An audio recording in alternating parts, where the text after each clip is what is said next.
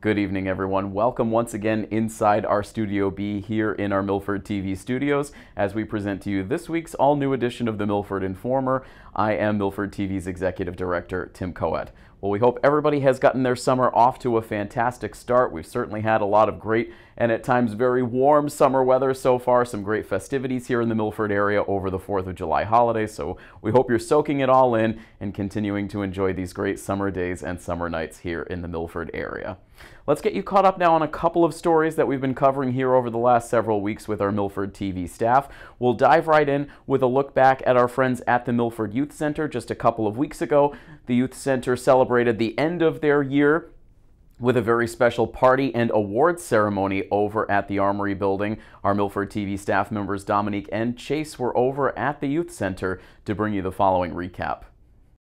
Today we actually have our end of the year party. So this is when all of our registered members, which we have over 500 this year, are invited to come celebrate the school year and the year at the center. We have water slides, we have bounce houses, we have a bunch of games, we have snow cones, and we have a bunch of people from the community coming in and just showing the kids that they are loved and that they are appreciated here in our community. And we're so excited to be here today, and we're so excited to have you. Some arts and crafts, some face painting, some special guests like Milford TV. We have some volunteers to help us out, so we're really lucky to be able to end the year with a fun day like this. But I really enjoy the kids here. It's really fun. The kids are really nice. Working here, it just feels like a big family. So it's just really an honor to be able to offer a program like that for the Milford community. So it's really just that opportunity to be in this role and to figure out ways to keep it sustainable and then also to keep it enjoyable for the youth of Milford. I love working with kids at the Youth Center because they really tend to look up to you here, and I have a lot of fun working with them year-round.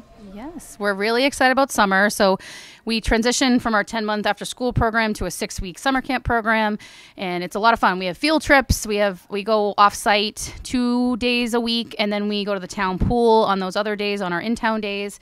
So it's a really fun, it's a change of atmosphere, change of environment, because we get to be with the kids all day opposed to just the after-school hours. So it's a change of pace, but we kind of like it because it allows us a little different experience over the year. All right, so every end of the year party, we have a special presentation so that you guys as after-school members know that you have an opportunity when you are about to graduate, that we have scholarship opportunities that we like to give back to kids that participate in our programs, whether it be our after-school program, our summer camp, whether you are part of the baseball team and you use it for rentals, in any capacity, a way for us to show our appreciation for you being a part of our programs, okay? So we're very proud that we have actually 3 scholarships this year.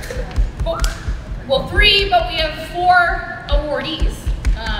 So just so you know how this all works, we have a board that are our bosses, so Joanna, Emily, and my boss, our bosses, excuse me, that help sustain this youth center for you guys. So right now we have over 13 board members that meet once a month to make sure that this place is available for you guys at no cost for 10 months of the school year. So they're all volunteers as well. So we're very lucky to have two board members here today. So if you want to just wave or stand up, I'd like to just show a little appreciation to Bill and Gail, 2 of our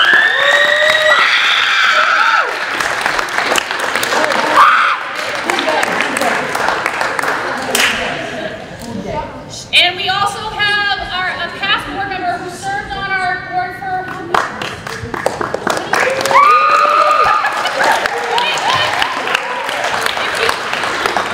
If you don't know Mr. Manguso, he's a legend here in Milford, former basketball coach. He's never stopped after 7 years being on our board, helped fight for the renovation, really helped for this place to be the place that it is today. So he has been such an integral part, and he decided to still participate in the Youth Center, still help out even after his 27 years of volunteering, and he provided a scholarship this year for the first time. So we'll start with Steve's scholarship.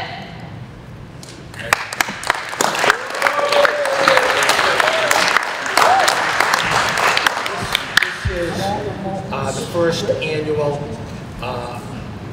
Youth Center scholarship that we'll give. It'll go to someone who frequents the Youth Center, as Jen said, in different capacities. I just want to say that this place has been very special to me. when I was a kid growing up in this town, when we played high school basketball, this is where we practiced.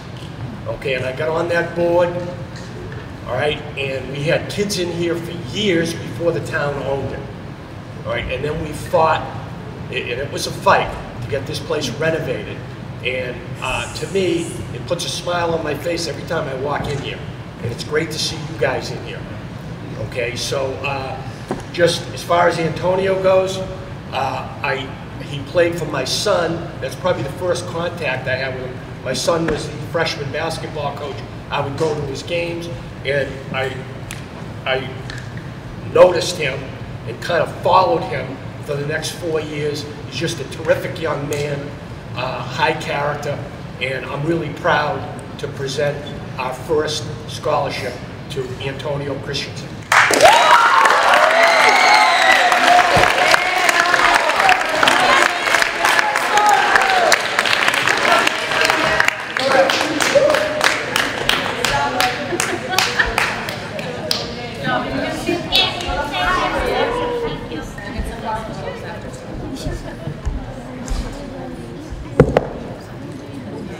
All right. Our next scholarship is also about what was started after a former board member, Sandra Caproni. So she also served, I think, 19 years, on our board, and then left after she moved to New Hampshire. So that's the only reason she left the board as well. But she was, again, an integral part of the center that we get to enjoy today, okay? So last year was the first time we awarded this scholarship. It's a Sandra Caproni Good Citizen Award. And this year, can we have a drum roll? Julia Caldera!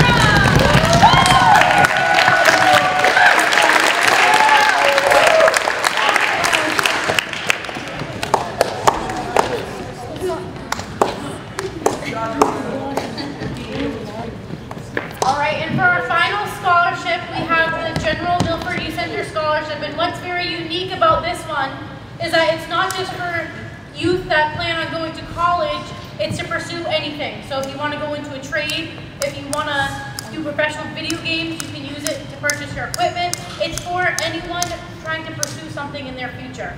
And this year, we actually have 2 winners of this scholarship. The first one, this young gentleman grew up coming to the center and more recently has been using this facility during the after-school program to practice for baseball. Can I have a round of applause for Anthony too?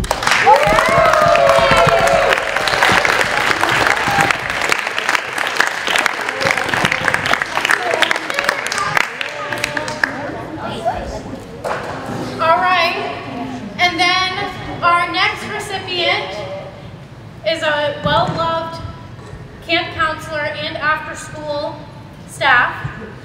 Can we have a round of applause for Miguel?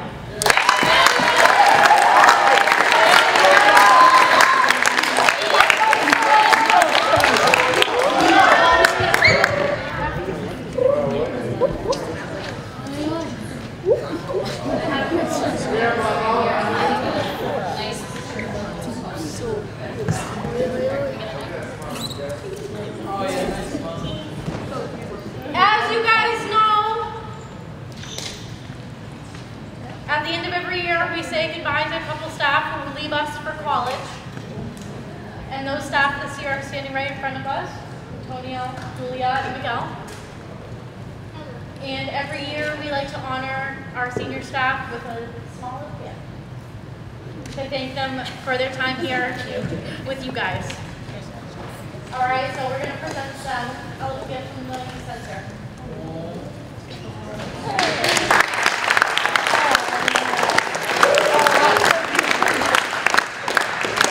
What was it?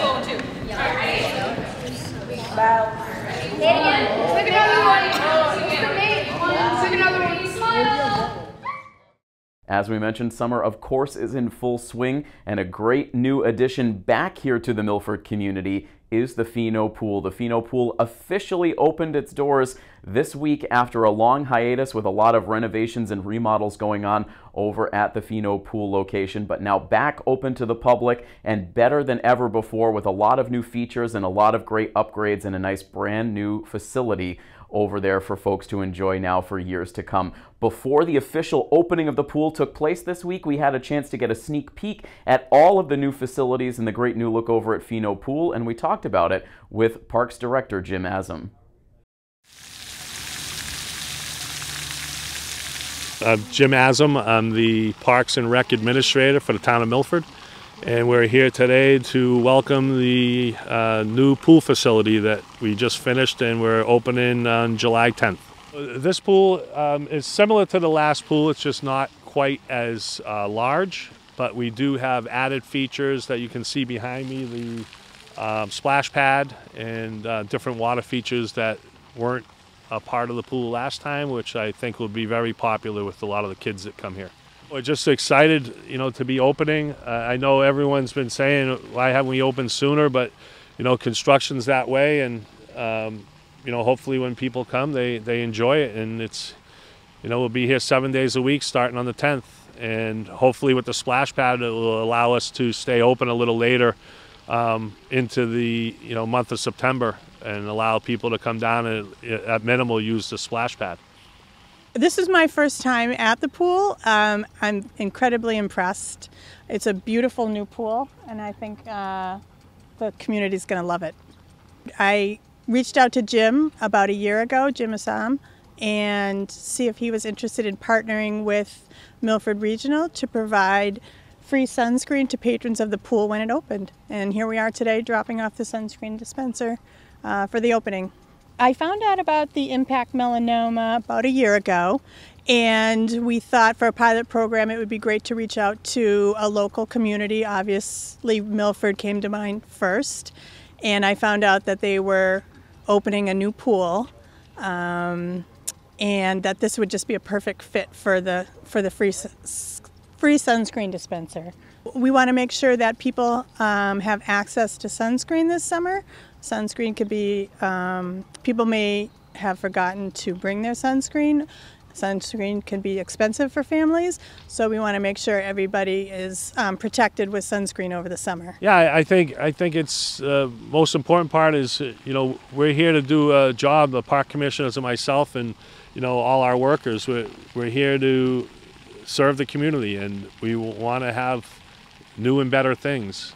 And, you know, when we go to these, you know, have these different plans to move forward with, it's nice to see them, you know, come full circle and be completed the way you pictured it. And, you know, it's, you know, you're always going to have your naysayers and this and that and the other thing, but, you know, for the people that use it and, you know, the people that don't, you know, you're welcome to come down and, you know, check it out. So hopefully more people come down than we've had in the past.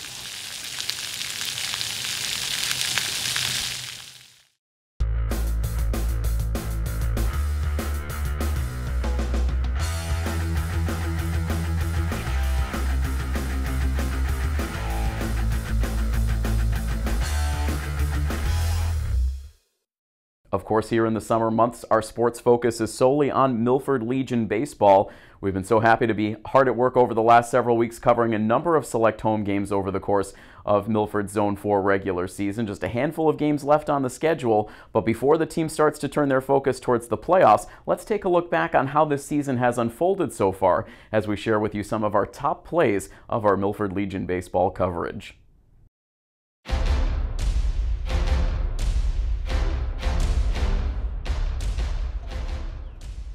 Now ready. The first pitch is lined out to left field. That is down for a base hit. And two more runs will score as this ball got past Liszewski, rolls all the way to the fence. Keith Lee stumbles around third base, but he will score standing up as Damian Carter slides safely into third base. It clears the bases. And Milford now will jump on top 7-2 on the play. Sylvia advancing to third with Sean McGee down to second base, as now Keith Lee sends one out into left field for a base hit. Sylvia scores. Here comes McGee hustling around from second base. He will slide in safely. It is a two-run single for Keith Lee, and it's now Milford with some two-out magic. 1-2 pitch and a wave and a miss. Next pitch from Giancola is swung on and missed. So back-to-back strikeouts for Giancola. Next one from Pupka, and this is lined out to left center field, down for a hit. It's going to roll into the alley, and this might very well clear the bases. Andriola, Longacre, here comes Lee. He will score without a throw. It is a bases clearing double for Damian Carter, and this will push Milford into double digits. They take a 10-3 lead. Another 1-2 pitch, and that is in for a called strike 3. Good pitch. And the pitch swung on and missed. As that ball drops in for a called strike 3. Nice pitch from Carter. And the next one from Carter is a swing and a miss. Half a dozen strikeouts now for Ian Carter. Coach DeVito continuing to try to tweak the lineup, find the right combination, and here Carter will deliver a line drive base hit out into right center field. Joey McGee scores. Here comes Keith Lee around from third base. He will score as well. So Ian Carter inserted into the lineup here in game 2, and he comes through with a big 2-out, 2-run single to give Milford the first lead here in game number 2. And now hits this one hard. It explodes on the third baseman, ends up out into left field. Sean McGee crosses the plate. Here comes Kraus flying around third base. He will score, and 2 more runs batted in for Ian Carter. He has 4 in the game, and Milford will take a 5-0 lead. Tyler with 3 hits and 25 at-bats on the season coming into tonight's game. Now sends a bounding ball deep in the hole at short. The throw up the line for Shrewsbury, as now Ballard is safe, and both runs meanwhile will come around to score. Swings at this pitch, sends a little blue out to shallow left center field, falling, and it falls for a hit. In to score comes Sylvia with the tying run, and Andriola winds up at second base with an RBI double. Ball sent in the air out to left field. On comes Ballard. Does he make the catch? Yes, he does. A tumbling catch out in shallow left field for Tyler Ballard. He robs Turlato, and Shrewsbury will leave the go-ahead run at third base. 2 balls, 2 strikes, 2 outs in the inning. The winning run leading away from third. The 2-2 pitch, and it's sent out to center field. Going back is the center fielder. It's over his head.